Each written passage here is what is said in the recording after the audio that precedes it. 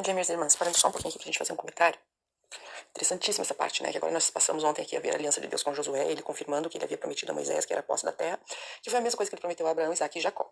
Então vocês vejam que a aliança de Deus realmente ela é eterna, porque ela vai passando de geração em geração.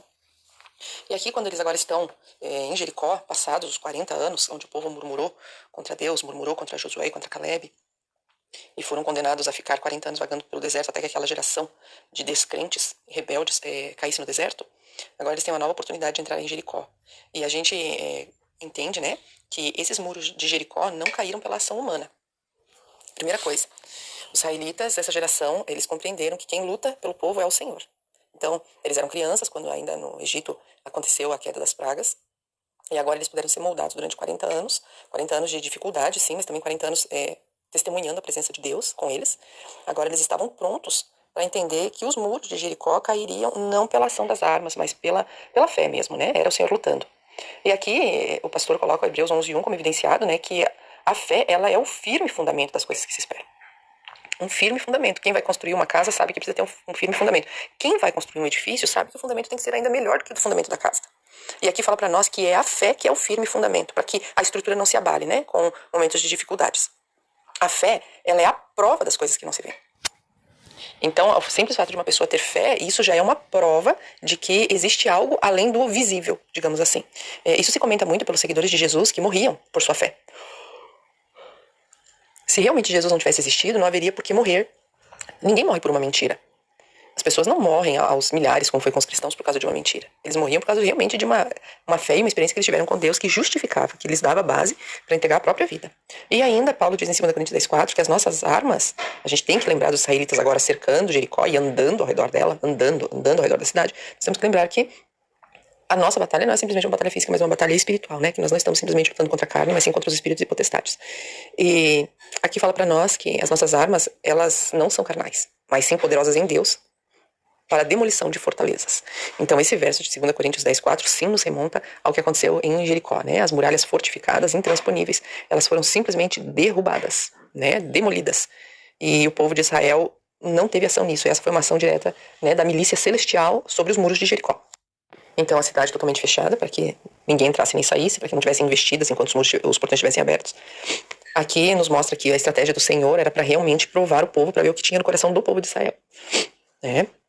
Então, o simples fato deles terem que acordar bem cedo, se arrumar, se arregimentar e dar uma volta por dia, durante 6 dias, era para provar o que havia dentro do coração do povo, se o povo realmente confiava em Deus ou não.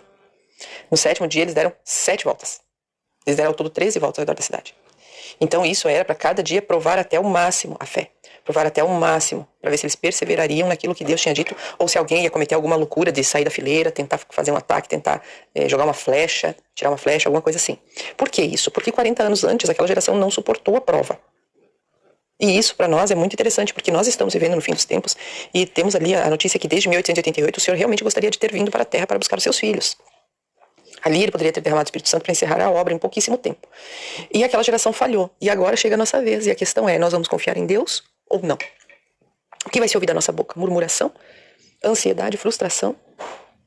O que é que nós vamos fazer? Nós vamos seguir como Deus está dizendo? Veja que naqueles dias que o povo de Israel estava andando ao redor da cidade, nada de extraordinário aconteceu. Às vezes nós estamos aqui procurando ver alguma coisa de extraordinário ocorrer, porque a gente tem a certeza de que Deus está agindo. Então a gente olha para o lado mal, regimentando seus exércitos, fazendo coisas horrorosas, tentando achar alguma coisa extraordinária onde Deus está operando. E o extraordinário de Deus, na verdade, é o mesmo extraordinário que ele estava fazendo no coração do povo de Israel. Era a transformação, a lapidação do caráter. A lapidação. Então, como nós sabemos que no tempo do fim, está escrito, né, que aquele que perseverar até o fim será salvo. Está escrito que aqui está a perseverança dos santos, que guarda os mandamentos de Deus, tem a fé de Jesus. Então a nossa fé também vai precisar perseverar. E aqui as duas interpretações, né, o que é perseverança e o que é obstinação. Então a perseverança é a característica de quem persevera, insiste, não desiste de uma coisa específica, pertinácia, constância, né? Então a pessoa ela luta, ela persevera até conquistar algo. E obstinação é o ato de se prender em empenho por alguma coisa, mas aqui já um lado contrário fala-se de teimosia, tá? Então a perseverança a gente pode ligar com uma coisa muito positiva, né? Alguma coisa que nos faz bem, mas a obstinação é algo que já nos faz mal, já ficou tóxico, né? E já pode ser considerado talvez até mesmo um vício. Isso pode ser para qualquer coisa, né? Pode ser para um trabalho, pode ser para um mau hábito, pode ser para um relacionamento. Então nós temos sempre que ver assim, nós estamos perseverando ou nós estamos obstinados, né? E aqui o povo de Israel precisou aprender a perseverar, ainda que eles não estivessem vendo nada de extraordinário.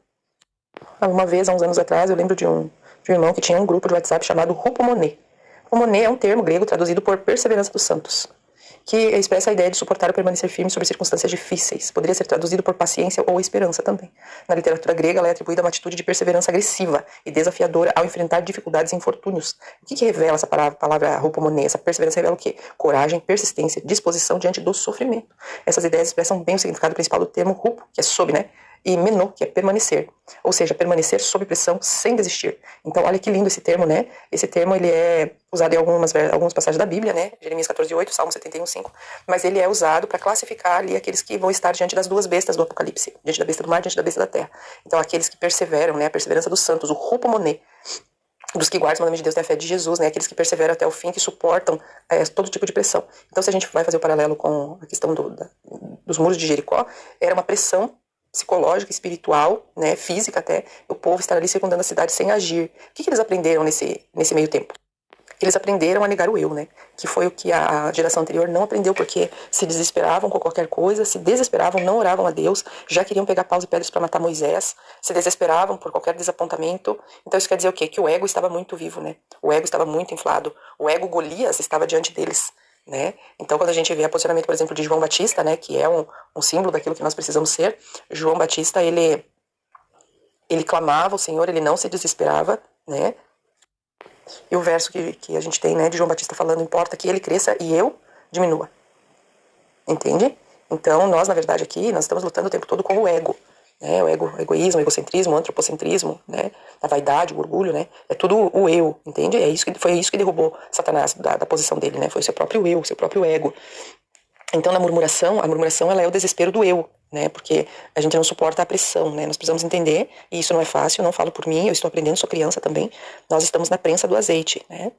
Nós estamos na prensa, estamos sendo prensados e seremos prensados cada dia mais. Será uma grande pressão mental, psicológica, espiritual, sentimental, física. Perseverar até o fim será suportar, né? Persistir, ainda que sob forte pressão. E foi isso que eles experimentaram. Então, a pressão de estar ali, poderiam receber algumas flechadas, poderia acontecer alguma coisa, poderiam ser abertos os portões e eles serem atacados pelo exército de Jericó, poderia. Então eles aprenderam a negar o eu e exaltar a Deus. Então quando Deus disse, a palavra de Deus teve tanto poder na mente dessa geração que eles não hesitaram em cumprir. Olha que bênção, né? E isso é para nós hesitaremos ou nós murmuraremos, né? Nos tornando pessoas infelizes. Quanto mais murmuração nós fazemos, mais infelizes nós nos tornamos. Agora, aos olhos de todo o universo, como Paulo diz que nós somos um espetáculo universo, né? Deve ter sido uma coisa fantástica, uma nação inteira obedecendo a Deus sem murmurar, vencendo o eu. Olha que espetáculo, né? Porque, como Paulo disse, né? Vivo não mais eu, mas Cristo vive em mim. Se Paulo não vivia, como que ele estava? Ele estava morto, né? E o morto não reage. Então esse é o que Deus espera de nós, né? Que nós também possamos entregar o nosso coração a Ele, né? Mas que nós possamos não mais viver nós, mas Cristo em nós. Que nós possamos ir com Ele até aquela cruz, né? Como Ele diz, né? Aquele que quiser vir após mim, tome a sua cruz, negue-se a si mesmo e siga-me. Então negar-se a si mesmo foi o que aconteceu aqui. Espetacular, né? Então o nosso papel diante dessa questão desse episódio, né? Do livro de Josué, qual a participação daquele povo? A participação era dar testemunho da morte do eu, né? O eu, todos eles podendo ser guiados por Deus. É por isso que a arca ia à frente. Era a simbologia de que o próprio Deus estava guiando o seu povo e que agora ele tinha um povo manso, submisso, confiando que ele sabia o que era melhor. E é isso que Deus deseja de cada uma de nós também. É interessante a gente ver aqui, tem Ellen White aqui, né? Testemunhos 1:5. Ela dizendo, né? Vocês, no entanto, têm desviado a mente de Cristo e centralizado sobremaneira em si mesmos. Então, a raiz da murmuração é aquilo que eu falei ali anteriormente, né? A murmuração é o desespero do eu, né? Então, quando que a murmuração ela existe? É quando os olhos são desviados de Cristo e são, de forma assim, volumosa, fixados no eu, né? O grande pecado, então, aqui diz de uma família, né, que tinha esse hábito, o grande pecado de sua família é a desnecessária murmuração sobre providência divina. Sua insubmissão, olha só, eles além de murmurarem, por que eles murmuravam? Porque eles eram insubmissos, eles não aceitavam a vontade de Deus, né? Vocês amplificam pequenas dificuldades. Então, quando a pessoa ela tira os olhos de Deus e olha para si, tudo parece ser terrível demais, né? Então, existe um texto que diz: quando olho para mim, vejo que é impossível me salvar, mas quando olho para Cristo, vejo que é impossível me perder. Então, é um problema de ótica, né? Talvez seja esse o problema de Laodiceia, talvez seja isso que Deus queira que a gente pinga por colírio nos nossos olhos, né? Para que a gente possa ver as situações não com o nosso olhar, mas com o olhar do Senhor. E aí diz: os irmãos possuem o hábito de revestir de lamentação tudo que diz respeito. Se fazem infelizes sem causa, suas continuadas murmurações os estão separando de Deus. Se a pessoa fica separada de Deus pela murmuração, então ela fica junto de quem? Fica junto das hostes satânicas, né? Então as hostes satânicas elas vão tomando cada vez mais corpo e a pessoa vai vendo que a sua situação aparentemente é cada vez mais desgraçada. Olha, é só um milagre para nos livrar de uma situação dessa. Mas foi isso que o povo de Israel, né, graças a Deus, um testemunho lindo, pelo poder do Espírito Santo, né, por Cristo estar habitando neles, por confiarem plenamente na palavra, eles venceram o eu, por isso perseveraram até o fim nessa questão de Jericó. Santo Deus, eterno Pai, muito obrigado, Senhor, por aqui estarmos nesta manhã. Gratos a Ti, Senhor, por tudo que o Senhor é e por tudo que o Senhor faz. Obrigado, Senhor, pela Tua misericórdia, pela Tua bondade. Te agradecemos, meu Deus, porque Tu és um Deus tremendo que nos mostra a Tua vontade através do que está escrito, Senhor, e nos faz promessas grandiosíssimas, Senhor. Obrigado, Senhor, por termos estudado um pouco hoje a respeito de Jericó, a queda das muralhas. É importante isso, Senhor, porque estamos vivendo em um momento derradeiro, solene, onde nós temos que aprender a lutar com as armas de Deus, as armas que Deus nos deu, que não são carnais, mas que são poderosas em Deus para destruir as fortalezas. E o Senhor nos dá armas, Senhor. O Senhor nos dá uma couraça completa. O Senhor nos dá capacete, escudo, espada, sandália. O Senhor nos dá tudo que nós precisamos, Senhor. E precisamos, Pai, aprender a nos comportar como guerreiros valentes do Senhor. Entendendo que a valentia não está em atacar, mas está em obedecer. A maior valentia de todas, Senhor Deus, é sermos submissos à Tua vontade. Muito obrigado, Senhor, porque Tu nos chama, Senhor Deus, a ler a história de Josué, como o próprio irmão Vidzanella nos aconselhou ontem, no grupo, Senhor Deus, que nós possamos ler e entender ali o que devemos fazer, Senhor. Nós pedimos que o Senhor continue nos instruindo e não desista de nós. Pedimos a Tua misericórdia por nossa vida e a Tua compaixão pelas nossas debilidades, mas não que o Senhor as suporte, mas sim que o Senhor nos ajude a vencê-las. Que não seja nós com nossas forças, mas que seja o Senhor vencendo em nós. Aquelas muralhas enormes de Jericó, Senhor, podem simbolizar o reino que Satanás deseja colocar em meio a Teu povo, que o impede de prosseguir. E esse reino é baseado no orgulho humano, na vaidade humana, no eu. E isso precisa ser derrubado, Senhor, precisa ser destruído, Senhor. E essa batalha está acontecendo neste momento dentro dos nossos corações, Senhor. As muralhas do egoísmo, da vaidade, dos planos, isso tudo precisa vir por terra, Senhor. Precisamos nos submeter à Tua vontade e isso não acontecerá por nossa força. Nós não conseguimos entregar. A própria Senhora White diz assim, Senhor, tome o nosso coração porque nós não o podemos entregar. É isso que aconteceu, Senhor, em Jericó. O Senhor tomou a cidade. Os anjos de Deus derrubaram aquelas muralhas e o povo assim pôde entrar. Então, Senhor, por favor, da mesma forma, na mesma dinâmica, te pedimos, derruba os muros que estão ao redor do nosso coração. Derruba, Senhor, derruba, por favor, aquilo tudo que nos é orgulho, que nos é vaidade, que nos é presunção, que para nós é o egoísmo mesmo. Nos ajuda a não sermos murmuradores, calha a nossa boca de murmuração, Senhor. Eu digo isso não para que o Senhor o faça com violência, mas para que a Tua grandeza, a Tua misericórdia nos faça calar, Senhor. Para que nós possamos, Senhor Deus, não mais olhar para nós, mas olhar para Ti. Obrigado por tudo, Pai, inclusive pelas provas que são obreiras de Deus, segundo está escrito, Pai.